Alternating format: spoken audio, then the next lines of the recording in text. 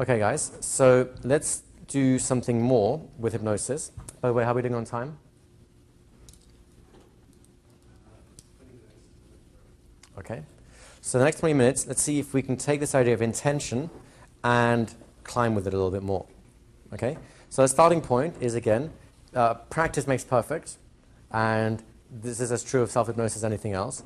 So go ahead and start again, and choose a simple response like an arm being heavy or an arm being warm, something like that.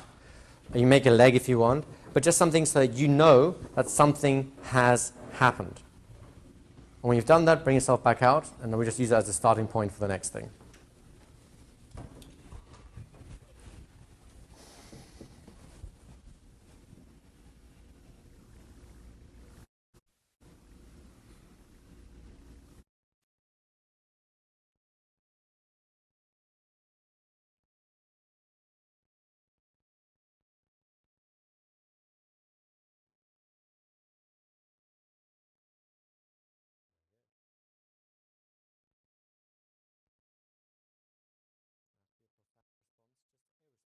Get in touch with your arm, change it in some way, lighter, heavier, more comfortable, just by self-suggesting something, and then bring yourself back. I'm not looking at rocket science here.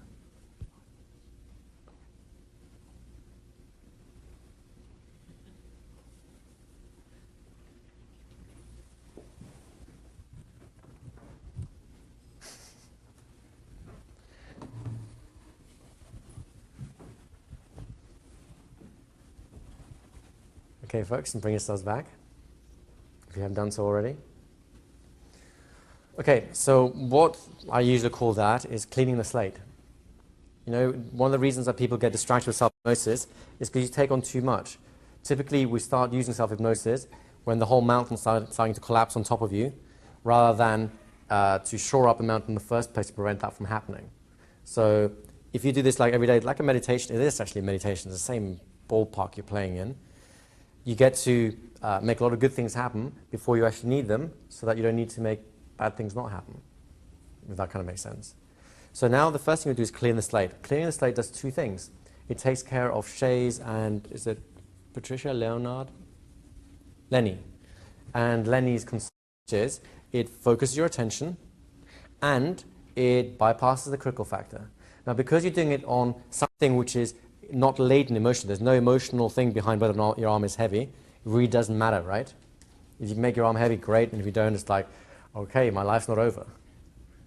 And because you're doing it for something which is not emotionally laden, you don't have the static interfering with it. Does that make sense?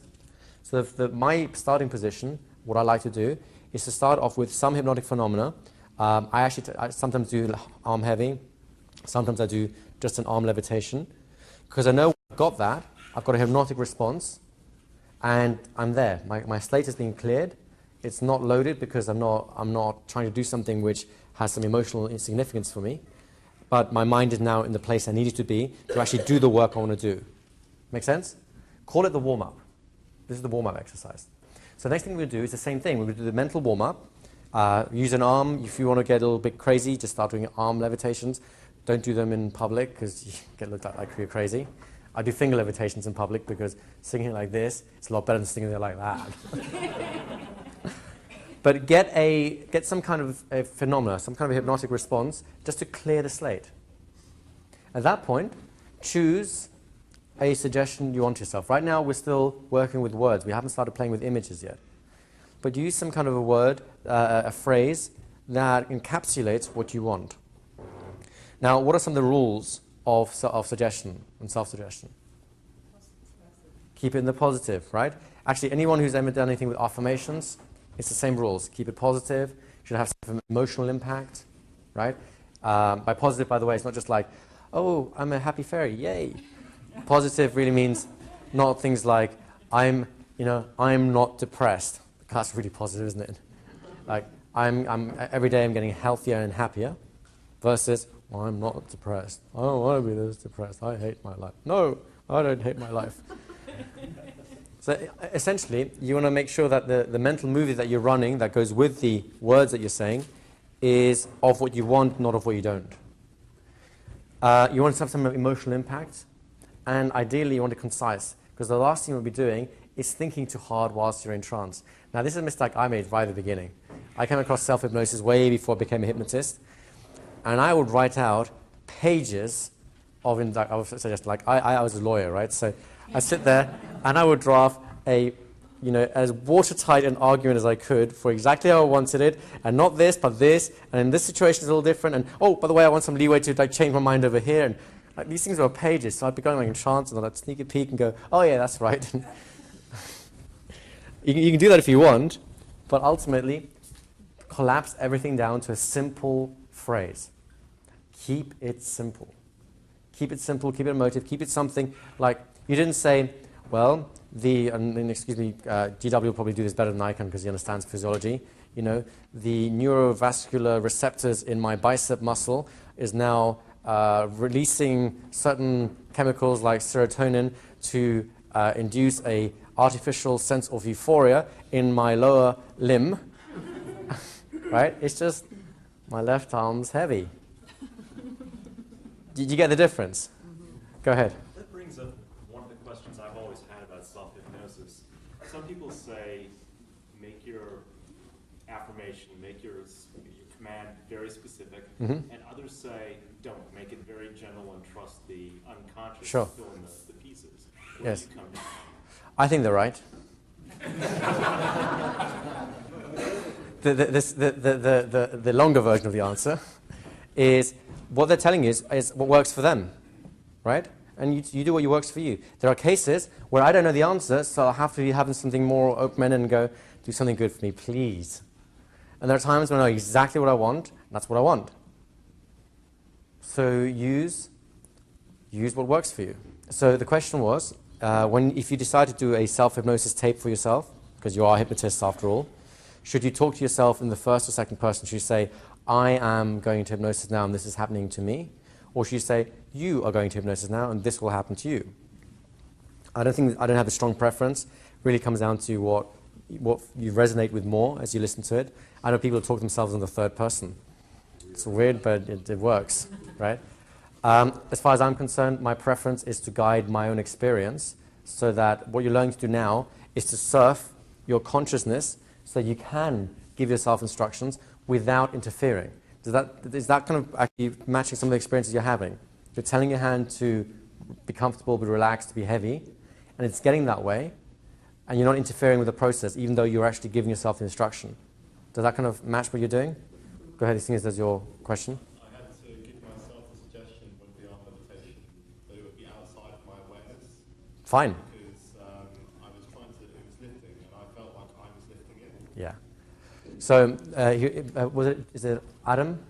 So Adam's saying basically when he was trying to do an arm levitation, and he had to give himself a suggestion that it's happening outside of his awareness because the temptation to interfere, he wasn't sure if he was doing it or if he wasn't doing it or if he was interfering with it, etc. And that may happen to you at the beginning as well. And it happened to me a lot. I had no control over any hypnotic phenomena myself for ages until one day, this happened to me by accident in the bath, just lying in the bath and just like swirling the water. Before I knew it, my hand was just doing this and I'm going, oh my God, it's happening. This is so good. So I stayed in the bath until I was like freezing cold just because I wanted this thing to continue, right? But once you get sense of it, you don't need that anymore because you've gone past that stage and you can trust your unconscious again, as Cliff would say. And it's just, think of it as training wheels. So by all means, if you don't add that not out of sight of your own awareness thing, great. And realize you won't need that anymore as well. Okay? There was another comment, yes? Yeah, I find in doing the self-hypnosis tapes that doing it in the second person with you, as you do it on the tape is good. If you're doing it to yourself and speaking to yourself, I am, it's good. And I don't even use the word am. I don't like the infinitive to be at all. Sure. I use choose to or something that really feels very powerful at giving options to your unconscious so that it doesn't raise up its head to try to challenge what you're doing. I think that's fine. And personally, I don't feel very strongly either way. What matters to me most is what works for you. And everyone's different. So experiment, find out what works for you, There's no, I'm not like the Encyclopedia Hypnotica. I'd like to be. And just because I say so, it won't make the experience more real or less real for you. You've got to find what works for you. And that requires a little experimentation. And that's fine, right? It's all good. So are you ready for another experience? Let's take another step forward. So this is what we're going to do. Everyone choose something you want, something positive, which is not too, shall we say, emotionally laden. In other words, you don't really want it. It's just like, yeah, this could be nice. Something positive you want more of in your life. More love, more happiness, that sort of thing. Cash, whatever. But something that you're not too emotionally attached to, because that brings up other concerns, which we'll talk about in a moment. And here's what you're going to do. You're going to go through the same process. You're going to start by the warm-up, the clearing the slate element. You can do it with a hand levitation, arm heavy, whatever you want. Just focus your attention and intention. And when you are sure that you've got some kind of response, so your arm is definitely feeling heavier, or your arm is definitely beginning to move up, or whatever it is, so you're sure you have some kind of response, switch track, and with exactly the same mental qualities that you use to get in touch with that arm and make it feel heavier, for example, you're going to repeat whatever it is, that phrase you want more of. So, for example, let's use happiness. I'm going to be here, right arm's heavy, right arm, actually I'll make it more visible.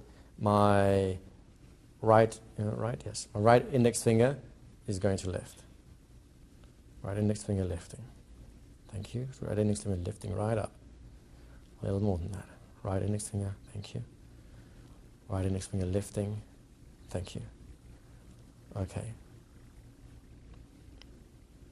Every day I have more happiness. Every day I'm getting more happy.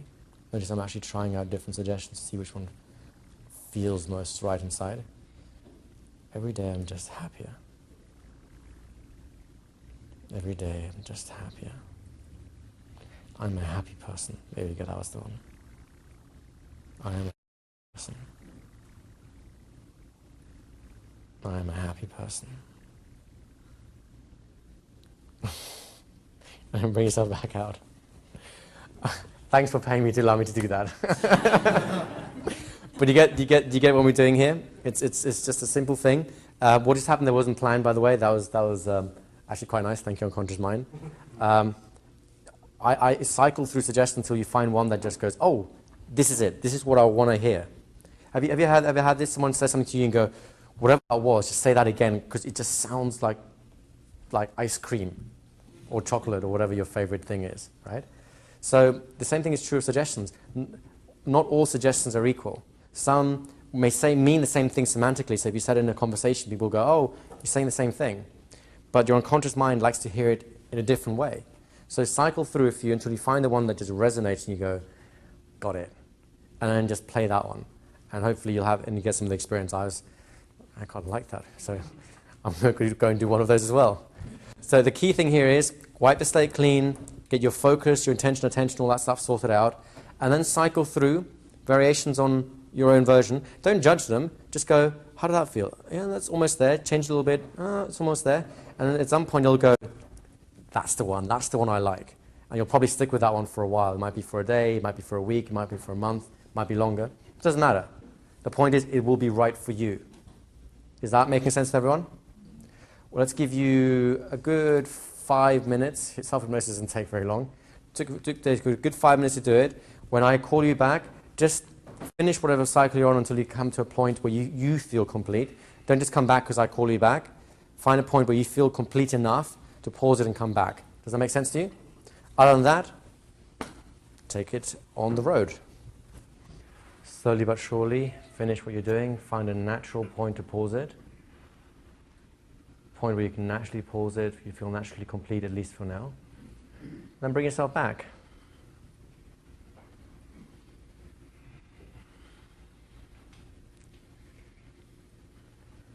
Sadly, none of you got into hypnosis, have you?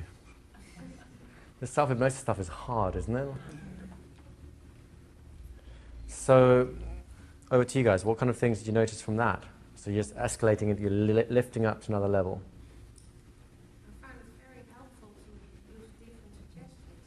It is, and Lenny is saying basically that she finds it very helpful to use different suggestions. Layering suggestions? No, just using different ones. Just the same thing, but different words. Yeah. Say the same thing. So it is kind of like layering. So when we get into the actual hypnotic language, you'll have even better tools to do that. And by the way, the reason you probably find that is because it's a different way of holding your attention. Because if you say everyone, you can try this. You remember if you were kids, you can go table, table, table, table, table, table, table, table, table, table, table, and eventually the word loses its meaning. And the same happens with self-suggestions. You can kind of just try and repeat them, and until the words just become meaningless. It's the meaning behind the words that matters, not the actual words, right? And this is where people get themselves all messed up. They think the words matter. It's not. It's the meaning behind them. It's the meaning you take from them. So if it helps you to switch the description, the way you use the suggestions, to keep them fresh so you don't lose the meaning, great. I think what you say is right, that it gets my attention more, and I see different images. It's also interesting. So it creates a richer experience for you, Yeah. right? Did anyone else notice something similar? What other things did you notice in terms of doing it? It's actually pretty quick. It's pretty easy to do, right? What kind of things did you use? Like, did you use states like healthier, happier, more love? Or was it more physical things like cash, cars, fast women, loose cars?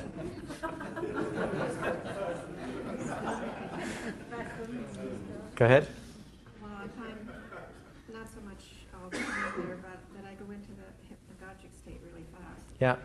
And it seems to be a battle between continuing on and falling off or pulling back. Mm-hmm. Then it happens again, and it's kind of a battle, and I might get a couple of affirmations in, but then, Just almost the question of at what point sometimes you feel like you're falling asleep. yeah, and I Right. don't want to do that, so I pull Totally back. get it. Yeah. So instead of pulling back, try just putting more attention on something. So pulling back it becomes a battle because you're trying to pull out of this, but you're trying to get into it. What you may find having is rather than trying to pull away from the experience, is intensify enough of it so you don't fall into sleep. Because this, by the way, what people do to themselves to get insomnia by accident. They think about stuff, right? So if you're going to think about stuff, may as well think about good stuff to the extent they don't fall asleep. And of course, at nighttime, sleep like a baby. Where the hell does the expression come from? Anyone actually have babies? Not those babies, the other ones. For them, like they're screaming and yelling all night long. I mean, who wants to sleep like a baby? I want to sleep like a really old person who's very tired and like sitting in their armchair. Much more comfortable. So, go ahead. Well, I had a question about the intent. Go ahead. Question about the intent, whether you just keep cycling it, or what I do is I just do it really strongly and then I let go of it and then I just forget it. Great. Love it. Okay. There's no correct answer. I wish there was. And if I told you the correct answer, then a lot of you would probably be helpful because you just go, oh, this is what he said, and I'll have to follow that, which is fine. But the problem is, for some others of you, I would be doing you this service because I would be going against the way your mind is grained, if you like. So all I can do is say, if it works for you, great. And sometimes that'll work better, sometimes others. I'm very options-oriented. It's good to know you have the choice. Anything else? Right behind you, Cliff. If somebody else is hypnotizing me, Mm-hmm. or if I was to make a tape, Mhm. which I haven't done, Mhm. which is akin to that basically, but my voice. My experience in that situation is I am fully subjectively in the experience Mhm. of having the experience, Mhm. if that makes sense. Mhm. And there's a conscious element and an unconscious Mhm. element to that. But it's one congruent thing, Yes.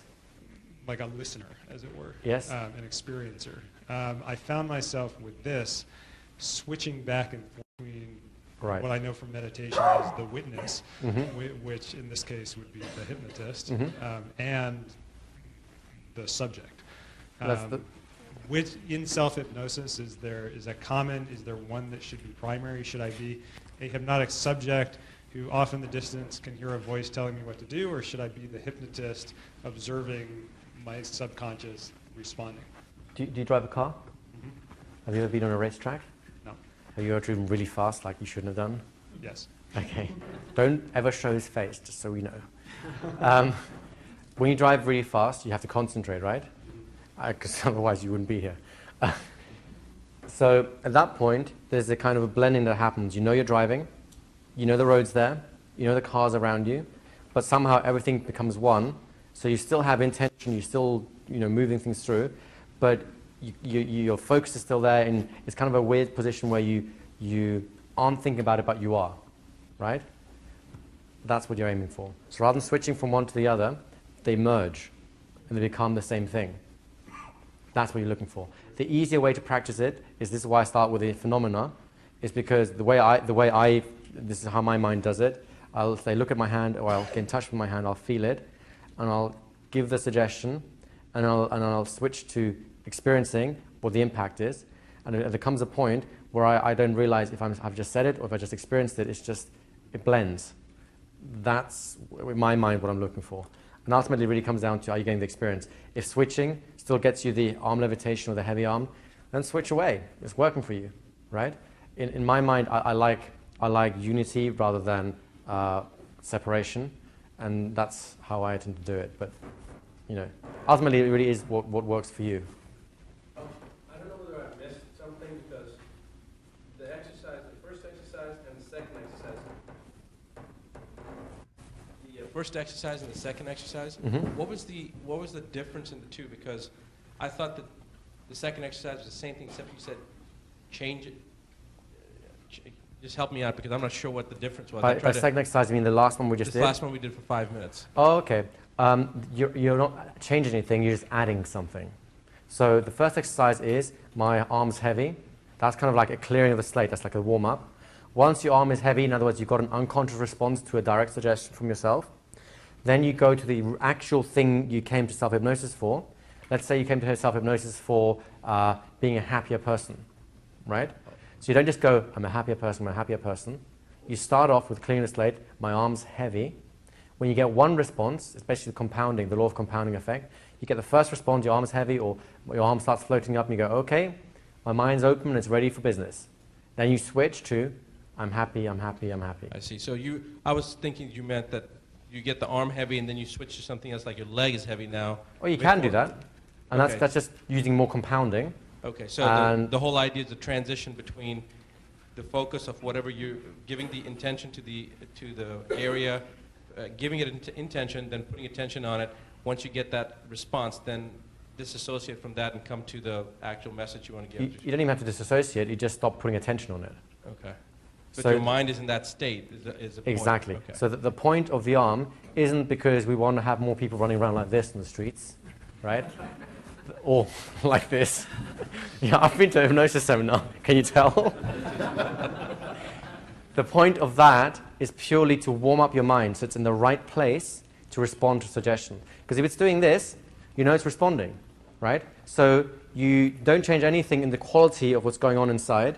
You just change the content to the content that you actually came here for, which is happiness, more cash, more benevolence, more patience, whatever it is, that thing that is you wanted. Are there any specific rules to that, like only one message at a time, or? There are lots of rules. I don't like them, but there are. As a rule of thumb, you don't want to split your attention too much. Think of your attention as a muscle or a certain energy source. The more you split it, like having a garden hose, the more you split the water coming out of the hose, the weaker the actual current going through any particular piece will be, right?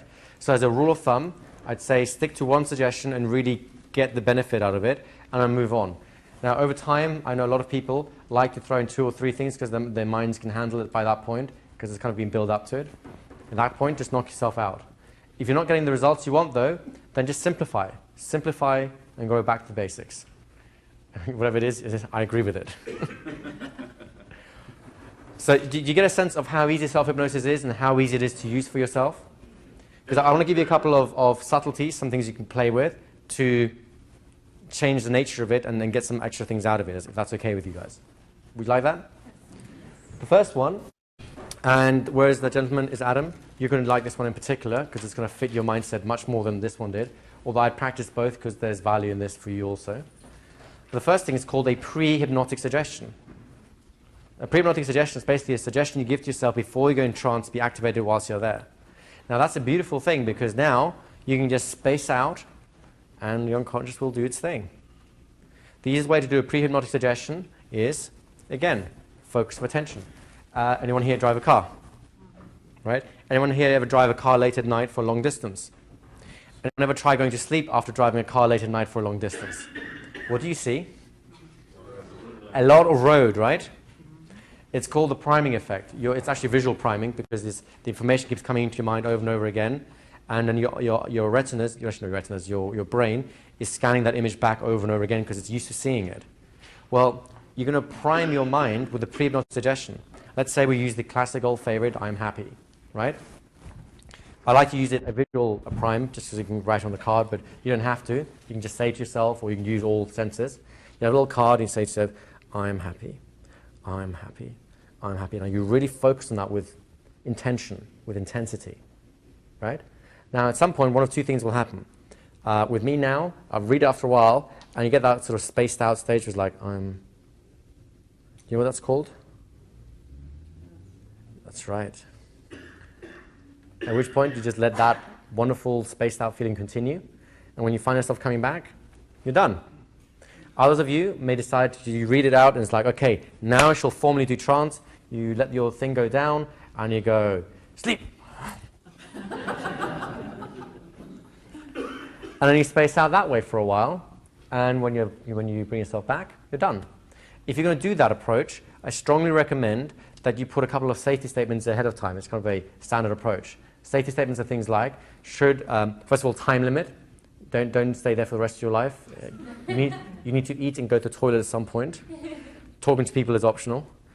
And the safety statements of, if anything happens that needs my attention, I'm going to come out like that, being totally alert and ready to deal with it, right? Because in the 5 minutes that you're in trance, your little 5-year-old might start burning your house down, and you don't want to wait the 5 minutes to, I'm really happy. It's warm in here, isn't it? There are times that external responsibilities should absolutely intrude upon your experience. Does that kind of make sense to you guys? It's just a simple safety statement. So that's a pre-hypnotic suggestion. You have an intra-hypnotic suggestion, in other words, what you do whilst in hypnosis, right? That's what you've been practicing just now. So what else can you do that isn't that? What if you have pain? A pain? Or like a child pain, or like an actual physical pain? Physical. Do you? I did actually, and in the last session with the group, I focused in on that. And what happened? And it released, actually. The pain released. Yes, it did. So now you're going to do a self-hypnosis pain control course because you know how to do it. Right. And that's exactly right. There's many different ways you can deal with it. I just like the attention thing. And if it doesn't release, you can always talk at it and say, hey, pain, you can go away now. Thank you very much. I've got it. Got it now. Focus on anything else other than that pain, so I thought, well, it's got me. Go with it. So let me just release. Hey, in many respects, it's done you a favor because it helps you gather your attention, right? I mean, let's face it, when you're in pain, you don't ignore it. It does actually grab your attention. So it's actually created a hypnotic context. So rather than running away from it, run through it. See what's on the other side. Now, it doesn't always work that way, but it's a great starting point.